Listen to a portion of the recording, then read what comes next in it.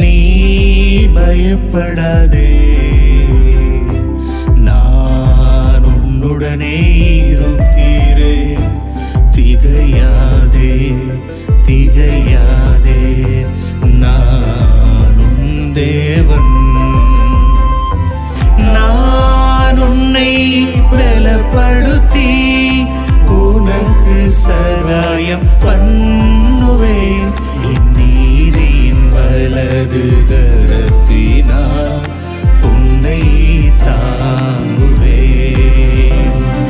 உன்னோடு போராடினவர்களை தேடியும் காணாதிருப்பார். உன்னோட யுத்தம் பண்ணின மனுஷர் ஒன்றுமில்லாமல் இல் பொருளாவார்கள்.